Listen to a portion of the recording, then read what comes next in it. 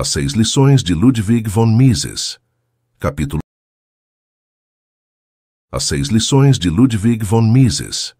Capítulo 4, quarta lição. A inflação. Se a oferta de caviar fosse tão abundante quanto a de batatas, o preço do caviar, isto é, a relação de troca entre caviar e dinheiro, ou entre caviar e outras mercadorias, se alteraria consideravelmente. Nesse caso, seria possível adquiri-lo a um preço muito menor que o exigido hoje. Da mesma maneira, se a quantidade de dinheiro aumenta, o poder de compra da unidade monetária diminui, e a quantidade de bens que pode ser adquirida com uma unidade desse dinheiro também se reduz. Quando, no século XVI, as reservas de ouro e prata da América foram descobertas e exploradas, enormes quantidades desses metais preciosos foram transportadas para a Europa. A consequência desse aumento da quantidade de moeda foi uma tendência geral à elevação dos preços. Do mesmo modo, quando em nossos dias um governo aumenta a quantidade de papel-moeda, a consequência é a queda progressiva do poder de compra da unidade monetária e a correspondente elevação dos preços. A isso se chama de inflação. Infelizmente, nos Estados Unidos, bem como em outros países, alguns preferem ver a causa da inflação não no aumento da quantidade de dinheiro, mas na elevação dos preços. Entretanto, nunca se apresentou qualquer contestação séria à interpretação econômica da relação entre os preços e a quantidade de dinheiro, ou da relação de troca entre a moeda e outros bens, mercadorias e serviços. Nas condições tecnológicas atuais, nada é mais fácil que fabricar pedaços de papel e imprimir sobre eles determinados valores monetários. Nos Estados Unidos, onde todas as notas têm o mesmo tamanho, imprimir uma nota de $1.000 não custa mais ao governo que imprimir uma de $1. Trata-se exclusivamente de um processo de impressão, a exigir, nos dois casos, idênticas quantidades de papel e de tinta. No século XVIII, quando se fizeram as primeiras tentativas de emitir cédulas bancárias e atribuir-lhes a qualidade de moeda corrente, isto é, o direito de serem honradas em transações de troca do mesmo modo que as moedas de ouro e prata, os governos e as nações acreditavam que os banqueiros detinham algum conhecimento secreto que lhes permitia produzir riqueza a partir do nada. Quando os governos do século XVIII se viam em dificuldades financeiras, julgavam ser suficiente para delas se livrarem, entregar a um banqueiro engenhoso a condução de sua administração financeira. Alguns anos antes da Revolução Francesa, quando a realeza da França atravessava problemas financeiros, o rei da França procurou um desses banqueiros engenhosos e nomeou-o para uma função importante. Esse homem era, sob todos os aspectos, o oposto das pessoas que vinham regendo a nação até aquele momento. Para começar, não era francês, era um estrangeiro, um genovês. Em segundo lugar, não pertencia à aristocracia, era um simples plebeu. E o que contava mais ainda na França do século XVIII, não era católico, e sim protestante. Que assim Monsieur Necker, pai da famosa Madame de Staël, tornou-se o ministro das Finanças e todos esperavam que resolvesse os problemas financeiros do país.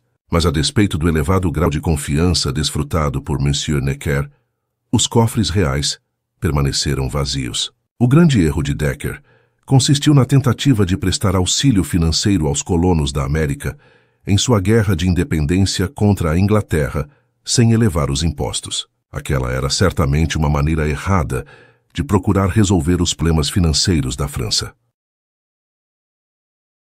Não há nenhuma maneira secreta para a solução dos problemas financeiros de um governo. Se deseja fazer algo benéfico, construir um hospital, por exemplo, o meio de que o governo dispõe para arrecadar o dinheiro necessário é cobrar tributos dos cidadãos e construir o hospital com a receita assim constituída. Nesse caso, não ocorrerá nenhuma revolução dos preços, porque quando o governo arrecada dinheiro para a construção do hospital, os cidadãos, onerados por esse tributo adicional, são obrigados a reduzir seus gastos. O contribuinte individual é forçado a reduzir ou o seu consumo, ou os seus investimentos ou a sua poupança. Quando se apresenta no mercado como um comprador, o governo substitui o cidadão. este passa a comprar menos. Mas isto se dá porque o governo está comprando mais. Evidentemente, o governo não compra exatamente os mesmos bens que os cidadãos comprariam. Em média, no entanto, não se verifica nenhuma elevação de preços em decorrência da construção do hospital pelo governo. Escolho o exemplo de um hospital precisamente porque é comum ouvir dizer: faz diferença se o governo usa seu dinheiro para bons ou maus propósitos. Proponho fazermos de conta que o governo sempre usa o dinheiro que emitiu para os melhores fins, fins com que todos concordamos. Acontece que não é o modo como o dinheiro é gasto, é antes o modo como é obtido pelo governo que dá lugar a essa consequência que chamamos de inflação, e que hoje quase ninguém, no mundo todo, considera benéfica. Por exemplo, o governo poderia, sem fomentar a inflação, usar o dinheiro arrecadado através de impostos para contratar novos funcionários ou para elevar os salários dos que já estão a seu serviço. Esses funcionários, tendo tido um aumento em seus salários, passam então a poder comprar mais. Quando o governo cobra impostos dos cidadãos e aplica essa soma no aumento do salário de seu pessoal, os contribuintes passam a ter menos o que gastar, mas os funcionários públicos passam a ter mais. Os preços, em geral, não subirão. Mas, se o governo não busca para esse fim receita proveniente de impostos, se ao contrário recorre a dinheiro recém-impresso, consequentemente, algumas pessoas começam a ter mais dinheiro, enquanto todas as demais continuam a ter o mesmo que antes. Assim, as que receberam o dinheiro recém-impresso vão competir com aquelas que eram compradoras anteriormente. E uma vez que não há maior número de mercadorias que antes, mas há mais dinheiro no mercado, e uma vez que há pessoas que podem agora comprar mais do que ontem, haverá uma demanda adicional para uma quantidade inalterada de bens. Consequentemente, os preços tenderão a subir. Isso não pode ser evitado, seja qual for o uso que se faça do dinheiro recém-emitido. Mas há algo ainda mais importante. Essa tendência de elevação dos preços se estabelecerá passo a passo, uma vez que não se trata de um movimento ascendente geral desse tão falado nível dos preços. Esta expressão metafórica nunca deveria ser usada. Quando se fala de nível dos preços, a imagem que as pessoas formam mentalmente é a de um líquido que sobe ou desce segundo o aumento ou a redução de sua quantidade, mas que, como um líquido num reservatório, eleva-se sempre por igual. Mas no caso dos preços, nada há que se assemelhe a nível. Os preços não se alteram na mesma medida e ao mesmo tempo. Há sempre preços que mudam mais rapidamente, caem ou sobem mais depressa que outros. E há uma razão para isso. Considerem o caso do funcionário público, que recebeu parte do novo dinheiro, acrescentado à oferta de dinheiro. As pessoas não compram num mesmo dia, precisamente as mesmas mercadorias e nas mesmas quantidades. O dinheiro suplementar que o governo imprimiu e introduziu no mercado não é usado na compra de todas as mercadorias e serviços. É usado na aquisição de certas mercadorias, cujos preços subirão, ao passo que outras continuarão ainda com os preços de antes da introdução do novo dinheiro no mercado. De sorte que, quando a inflação começa, diferentes grupos da população são por ela afetados de diferentes maneiras. Os grupos que recebem o novo dinheiro em primeiro lugar ganham uma vantagem temporal. O governo, quando emite dinheiro para custear uma guerra, tem de comprar munições. Os primeiros a receber o dinheiro adicional são, então, as indústrias de munição e os que nelas trabalham. Esses grupos passam a ocupar uma posição privilegiada, oferecem maiores lucros e ganham maiores salários. Seus negócios prosperam. Por quê? Porque foram os primeiros a receber o dinheiro adicional, e tendo agora mais dinheiro à sua disposição, estão comprando mais. E compram de outras pessoas, que fabricam e vendem as mercadorias que lhes interessam. Estas outras pessoas constituem um segundo grupo, e este segundo grupo considera a inflação muito benéfica para seus negócios. Por que não? Não é esplêndido vender mais? E o proprietário de um restaurante situado nas vizinhanças de uma fábrica de munições, por exemplo, diz: é realmente maravilhoso. Os trabalhadores do setor de munições estão com mais dinheiro, estão frequentando meu estabelecimento como nunca, estão todos prestigiando meu restaurante. Isto me deixa muito feliz. Não vê razão alguma para se sentir de outro modo. A situação é a seguinte: aqueles para quem o dinheiro chega em primeiro lugar têm sua renda aumentada e podem continuar comprando muitas mercadorias e serviços a preços que correspondem ao estado anterior do mercado, a situação vigente às vésperas da inflação. Encontram-se, portanto, em situação privilegiada. E assim a inflação se expande, passo a passo, de um grupo para outro da população. E todos os que têm acesso ao dinheiro adicional na primeira hora da inflação são beneficiados, uma vez que estão comprando alguns artigos a preços ainda correspondentes ao estágio prévio da relação de troca entre dinheiro e mercadorias. Mas há outros grupos da população para quem esse dinheiro chega muitíssimo mais tarde. Essas pessoas se veem numa situação desfavorável. Antes de terem acesso ao dinheiro adicional, são obrigados a pagar preços mais altos que os anteriores por algumas mercadorias que desejam adquirir, ou praticamente todas, ao passo que sua renda permanece a mesma ou não aumenta na mesma proporção dos preços. Considere-se, por exemplo, um país como os Estados Unidos durante a Segunda Guerra Mundial. Por um lado, a inflação desse período favoreceu os trabalhadores das fábricas de munição, as fábricas de munição e os fabricantes de armamentos. Por outro lado, prejudicou certos grupos da população. E os maiores prejudicados foram os professores e os religiosos. Como todos sabem, um sacerdote é pessoa de muita humildade, que está a serviço de Deus e não deve falar demais em dinheiro.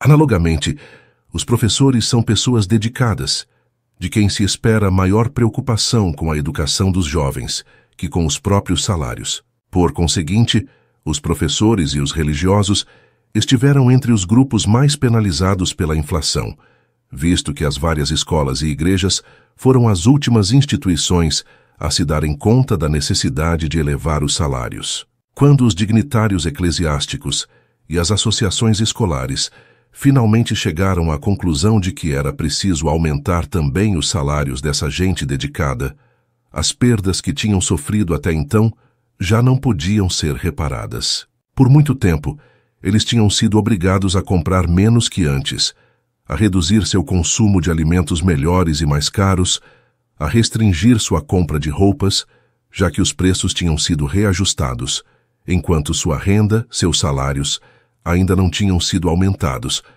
Esta situação foi consideravelmente alterada, ao menos no que diz respeito aos professores. A cada momento, portanto, são diferentes os grupos da população que estão sendo diretamente afetados pela inflação. Para alguns deles, a inflação não é tão má assim, e eles chegam até a defender seu prolongamento, visto serem os primeiros a dela se beneficiarem. Veremos na próxima palestra como essa disparidade de consequências afeta vitalmente a política que conduz à inflação.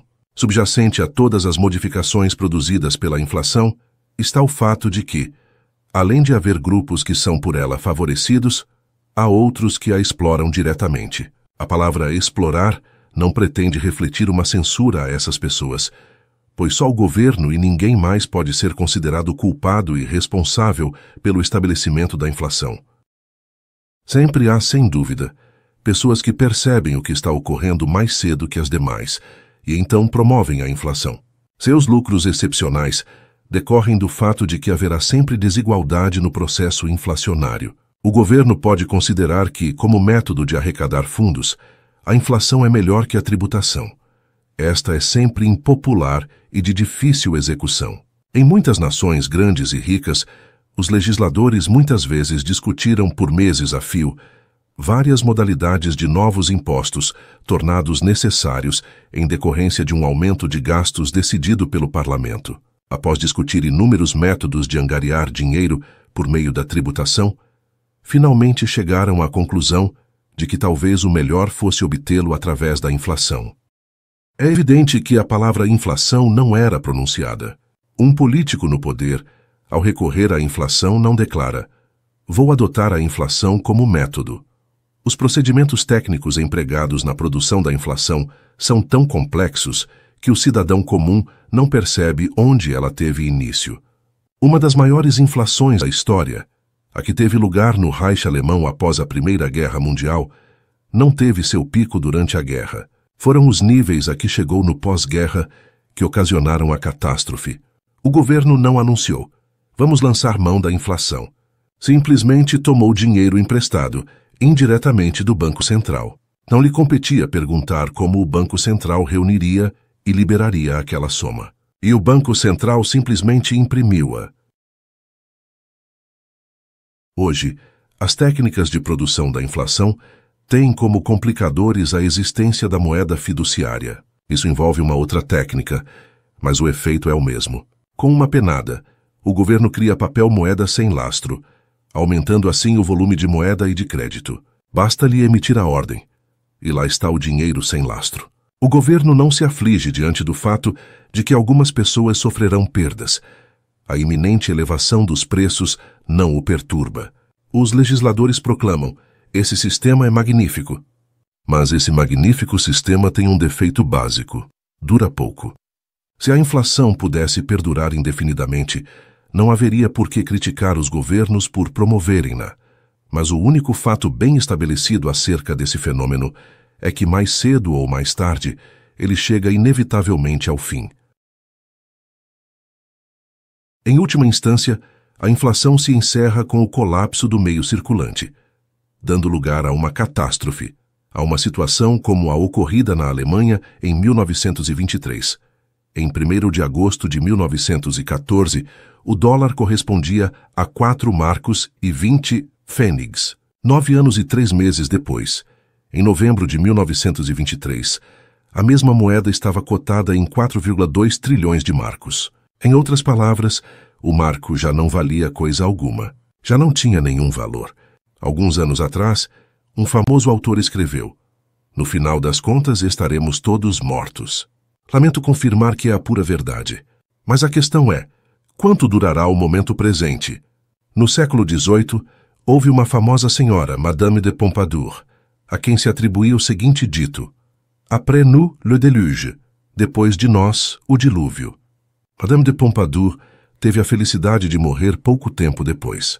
Mas sua sucessora, Madame du Barry, sobreviveu um pouco mais para, no final das contas, ser decapitada. Para muitos, o final das contas logo se converte no presente. E quanto mais a inflação avança, mais se antecipa o final das contas. Quanto pode durar o pouco mais? Por quanto tempo pode um banco central levar à frente um processo inflacionário? Provavelmente poderá fazê-lo enquanto o povo estiver convencido de que o governo, mais cedo ou mais tarde, mas certamente não demasiado tarde, sustará a impressão de dinheiro, detendo assim o decréscimo do valor de cada unidade monetária. O povo, quando deixa de acreditar que o governo será capaz de deter a inflação, ou mesmo que ele tenha qualquer intenção de detê-la, começa a se dar conta de que os preços amanhã serão mais altos que hoje. As pessoas põem-se então a comprar a quaisquer preços, provocando uma alta em níveis tais que o sistema monetário entra em colapso. Tomemos o caso da Alemanha, que o mundo inteiro testemunhou. Muitos livros descreveram os acontecimentos daquele período. Embora sendo austríaco e não alemão, vi tudo de dentro. A situação da Áustria não diferia muito da alemã, e tampouco eram diferentes as condições de muitos outros países europeus. Durante muitos anos, o povo alemão acreditou que sua inflação não passava de uma situação provisória, que logo chegaria ao fim. Acreditou nisso por 9 anos, até o verão de 1923. Então, finalmente, as pessoas começaram a duvidar. Como a inflação continuava, a população julgou mais sensato comprar tudo que estivesse à venda, em vez de guardar o dinheiro no bolso. Ademais, as pessoas raciocinavam que não era conveniente emprestar dinheiro, ser credor. Em contrapartida, era excelente negócio tomar dinheiro emprestado, ser devedor. Assim, a inflação continuou a se alimentar de si mesma. A inflação prosseguiu na Alemanha, até precisamente o dia 28 de agosto de 1923. O povo acreditara que o dinheiro inflacionário era dinheiro verdadeiro, mas descobriu então que as condições tinham mudado. No outono de 1923, as fábricas do país pagavam aos seus trabalhadores cada manhã uma diária antecipada, e o trabalhador, que se fazia acompanhar pela mulher até a fábrica, passava-lhe imediatamente seu ganho, todos os milhões que acabara de receber. A mulher, então, dirigia-se prontamente a uma loja para comprar fosse o que fosse. Ela constatava o que, na época, a maioria da população sabia. O Marco perdia, da noite para o dia, 50% de seu poder de compra. O dinheiro derretia-se nos bolsos do povo, como uma barra de chocolate sobre um forno quente. Essa fase final da inflação alemã não durou muito. Depois de alguns dias, todo o pesadelo se encerrara. O marco perdera todo o valor e foi preciso estabelecer uma nova moeda. Lord Keynes, o mesmo homem que disse que no final das contas estaremos todos mortos, foi um representante do extenso rol de autores inflacionistas do século XX. Todos combateram o padrão ouro. Ao atacá-lo, Keynes chamou-o de relíquia bárbara. Mesmo hoje, a grande maioria das pessoas considera ridículo falar de um retorno ao padrão ouro. Nos Estados Unidos, por exemplo, poderemos ser considerados como visionários se dissermos: mais cedo ou mais tarde, os Estados Unidos terão de retornar ao padrão ouro. No entanto, o padrão ouro tem uma extraordinária virtude. Na sua vigência, a quantidade de dinheiro disponível é independente das políticas governamentais e dos partidos políticos. Essa é a sua vantagem. Constitui uma forma de proteção contra governos esbanjadores. Sob o padrão ouro, se um governo resolve fazer gastos em um novo empreendimento, o ministro das Finanças pode perguntar: e onde vou conseguir o dinheiro?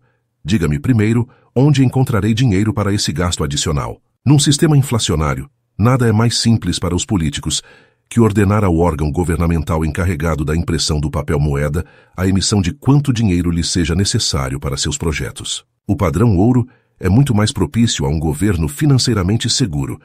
Seus titulares podem dizer ao povo e aos políticos: não podemos fazer tal coisa, salvo se aumentarmos os impostos. Sob condições inflacionárias, o povo se habitua a considerar o governo uma instituição que tem recursos ilimitados à sua disposição. O Estado, o governo podem tudo. Se, por exemplo, a nação deseja um novo sistema de rodovias, espera-se do governo sua implantação. Mas onde poderá o governo obter o dinheiro? Pode-se dizer que hoje, nos Estados Unidos, e mesmo no passado no governo McKinley, o Partido Republicano é relativamente favorável ao dinheiro lastreado e ao padrão ouro, enquanto o Partido Democrático é favorável à inflação. Obviamente há uma inflação não de papel e sim de prata. Contudo, foi um presidente democrata dos Estados Unidos, o presidente Cleveland, que em fins da década de 1880 vetou uma decisão do Congresso de conceder uma pequena soma de auxílio, cerca de $10.000, a uma comunidade que sofrera uma catástrofe. Esse presidente justificou seu veto, escrevendo as seguintes palavras: é dever do cidadão manter o governo, mas não é dever do governo manter os cidadãos. Estas são palavras que todo estadista deveria escrever numa parede de seu gabinete, para mostrar aos que viessem pedir dinheiro. Sinto-me bastante embaraçado diante da necessidade de simplificar esses problemas. São tantos e tão complexos os problemas envolvidos no sistema monetário, e eu certamente não teria escrito volumes inteiros a respeito deles se eles fossem tão simples quanto parecem sê-lo aqui. Mas os fundamentos são precisamente estes. Aumentando-se a quantidade de dinheiro, provoca-se o rebaixamento do poder de compra da unidade monetária. É isso que desagrada àqueles cujos negócios privados são desfavoravelmente afetados por essa situação. São os que não se beneficiam da inflação que dela se queixam.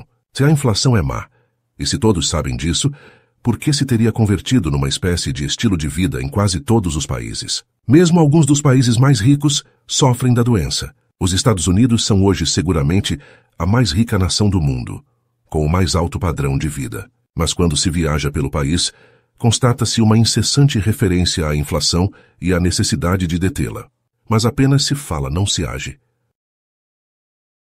Cabe aqui a apresentação de alguns fatos. Após a Primeira Guerra Mundial, a Grã-Bretanha restabeleceu a equivalência entre o ouro e a libra, numa correspondência que vigorava antes da guerra. Isto é, elevou o valor da libra. Com isso, elevou-se o poder de compra dos salários de todos os trabalhadores. Num mercado desobstruído, tal alteração teria acarretado uma queda do salário nominal em dinheiro. Esta queda, por sua vez, teria compensado a alteração. Como resultado final, o salário real dos trabalhadores teria permanecido inalterado. Não temos tempo para discutir agora as razões disso. O fato é que os sindicatos da Grã-Bretanha não admitiram um ajustamento dos padrões salariais ao poder de compra mais elevado da unidade monetária. Assim sendo, os salários reais foram consideravelmente acrescidos em decorrência daquela medida monetária. Isso representou uma verdadeira catástrofe para a Inglaterra, uma vez que a Grã-Bretanha é um país predominantemente industrial, obrigado por um lado a importar matérias-primas, produtos semi-acabados e alimentos para sobreviver, e por outro, a exportar bens manufaturados para pagar essas importações. Com a elevação do valor internacional da libra, os preços dos produtos ingleses subiram nos mercados externos, causando um declínio das vendas e exportações. Na verdade, para todos os efeitos, o que a Grã-Bretanha fez foi fixar os próprios preços à revelia do mercado mundial. Foi impossível derrotar os sindicatos. É sabido o poder que hoje tem um sindicato. Assiste-lhe direito, praticamente o privilégio, do recurso à violência. E a determinação de um sindicato tem, portanto, ousemos dizê-lo, força equivalente à de um decreto governamental. O decreto governamental é uma ordem para cuja aplicação o aparelho governamental, a polícia, está pronta. É preciso obedecer-lhe, ou se terá problemas com a polícia. Lamentavelmente temos hoje, em quase todos os países do mundo, um segundo poder depois do governo, com condições para exercer a força. São os sindicatos trabalhistas. Essas entidades determinam os salários, bem como as greves que os devem impor, da mesma maneira que o governo poderia decretar um salário mínimo. Não discutirei o sindicato agora. Tratarei dele mais tarde. Quero apenas deixar claro que a política sindical consiste em elevar os padrões salariais acima do nível que estes alcançariam num mercado desobstruído. Em consequência disso, uma parte considerável da população potencialmente ativa só pode ser empregada por pessoas físicas ou por indústrias que tenham condições de suportar prejuízos. Que uma vez que os negócios não têm como se manter sob a sangria de prejuízos, eles fecham as portas e seus trabalhadores perdem o emprego. A fixação de padrões salariais superiores aos que se estabeleceriam num mercado desimpedido redunda inevitavelmente no desemprego de parcela ponderável da população ativa. Na Grã-Bretanha, a imposição de altos padrões salariais pelos sindicatos trabalhistas teve como consequência um desemprego prolongado, que durou anos a fio. Milhões de trabalhadores ficaram desempregados. Os índices de produção caíram. Até os experts ficaram perplexos. Diante deste quadro, o governo inglês deu um passo que se lhe afigurou como uma medida de emergência indispensável. Desvalorizou a moeda corrente do país. O poder de compra dos salários em dinheiro, em cuja manutenção os sindicatos tanto haviam insistido, deixou de ser o mesmo. Os salários reais, os salários em mercadorias, foram reduzidos. Agora, o trabalhador já não podia comprar o mesmo que antes, embora os padrões nominais dos salários tivessem permanecido os mesmos. Procurou-se, através da adoção dessa medida, promover o retorno dos padrões salariais reais aos níveis do mercado livre, para que, consequentemente, tivesse lugar o desaparecimento do desemprego. Essa medida, a desvalorização, foi adotada por muitos outros países como a França, os Países Baixos e a Bélgica. A Tchecoslováquia chegou a recorrer a ela 2 vezes no período de 1 ano e meio. A desvalorização tornou-se um método subreptício, digamos assim, de frustrar o poder dos sindicatos. No entanto, como veremos, este método também não pode ser considerado verdadeiramente eficiente. Alguns anos depois, os trabalhadores e também os sindicatos começaram a compreender o que se passava. O povo começou a se dar conta de que a desvalorização do dinheiro reduzia seu salário real. Os sindicatos tinham força suficiente para se opor a isso. Em muitos países, inseriu-se nos contratos salariais uma cláusula que estipulava que os salários em dinheiro deveriam ser automaticamente majorados quando os preços também o fossem. A isto se chama indexar. Os sindicatos haviam tomado consciência da existência de índices. Assim, aquele método de reduzir o desemprego inaugurado pela Grã-Bretanha em 1931 e adotado posteriormente por quase todos os governos importantes, já não mais funciona nos nossos dias como método de resolver o desemprego. Em 1936, em sua obra General Theory of Employment, Interest and Money, Lord Keynes deploravelmente elevou esse método, aquelas medidas de emergência do período 1929-1933, à categoria de princípio, ao status de sistema fundamental de política. Justificava sua teoria dizendo mais ou menos o seguinte: o desemprego é um mal. Se quiser que desapareça, inflacione o meio circulante. Keynes percebeu muito bem que certos padrões salariais podem ser demasiado altos para o mercado, ou seja, podem ser altos demais para ser lucrativo a um empregador ampliar a quantidade de empregados que contrata e, portanto, serão também altos demais do ponto de vista do conjunto da população economicamente ativa, uma vez que estes padrões salariais impostos pelos sindicatos em níveis superiores aos do mercado resultam em que apenas uma parcela dos que anseiam por salários conseguem emprego. Keynes então afirmou aproximadamente o seguinte: sem dúvida, o desemprego em massa, prolongando-se ano após ano, é uma situação muito insatisfatória. Mas ao invés de sugerir que os níveis salariais podiam e deviam ser ajustados às condições de mercado, afirmou: se os trabalhadores não forem suficientemente espertos para perceber a desvalorização da moeda, eles não oferecerão resistência a uma queda dos níveis salariais reais, visto que os níveis nominais permanecerão os mesmos. Em outras palavras, Lord Keynes estava dizendo que, se receberem a mesma quantidade de libras esterlinas que ganhavam antes da desvalorização da moeda, as pessoas não se darão conta de que passaram, de fato, a ganhar menos. Num linguajar antiquado, Keynes propôs que se ludibriassem os trabalhadores.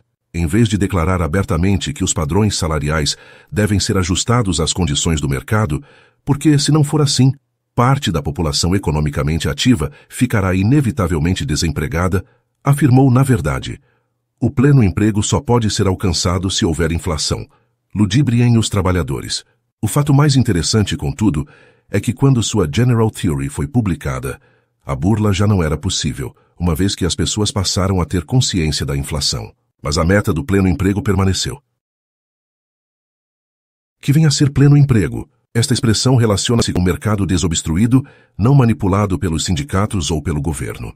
Nesse mercado, os padrões salariais para cada tipo de trabalho tendem a atingir um nível tal que é possível, a todos os que desejam emprego, obtê-lo. Por outro lado, todo empregador terá então condições de contratar tantos trabalhadores quantos lhe forem necessários. Se ocorrer um aumento da demanda de mão de obra, o padrão salarial tenderá a ser maior.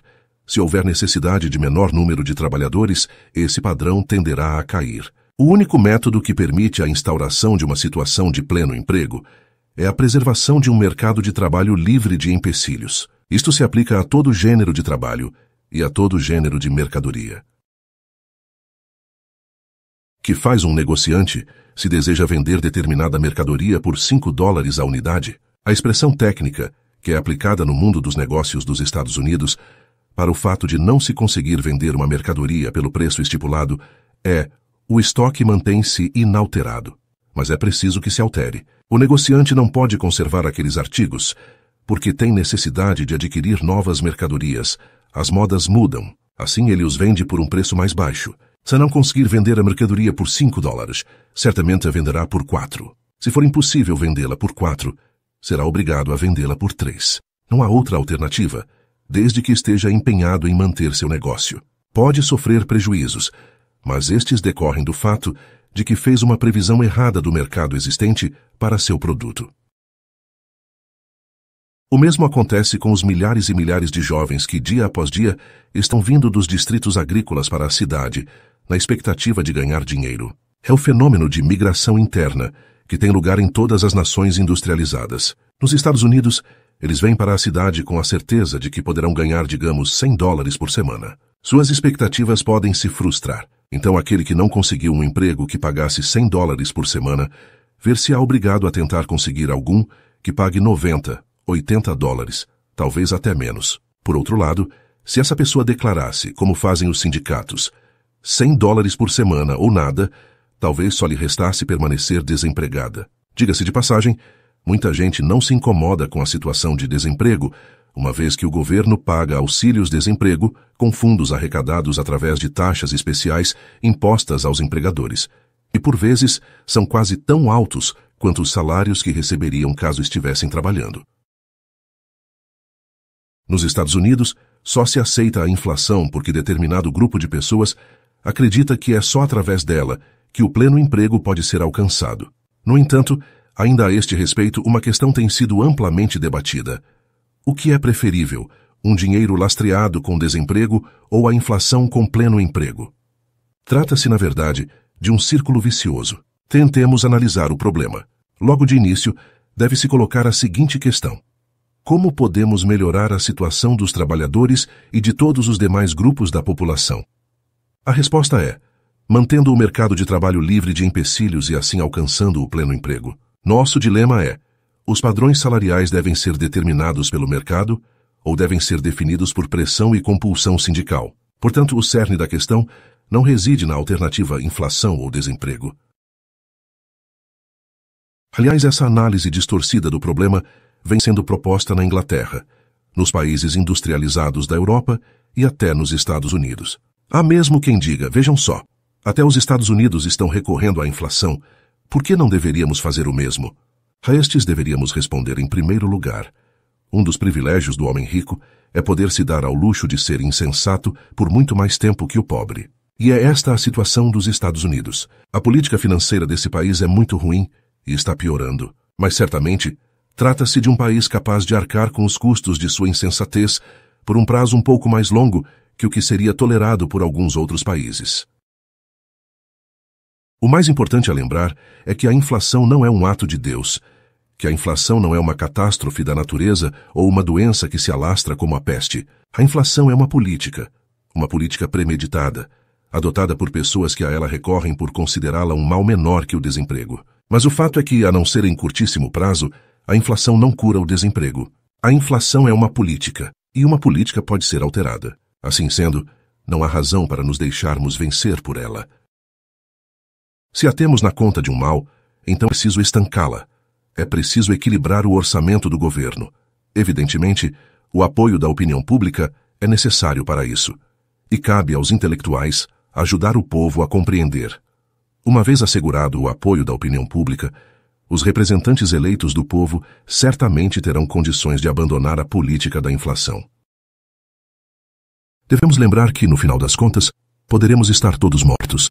Aliás, não restam dúvidas de que estaremos mesmo mortos, mas deveríamos cuidar de nossos assuntos terrenos neste breve intervalo em que nos é dado viver da melhor maneira possível.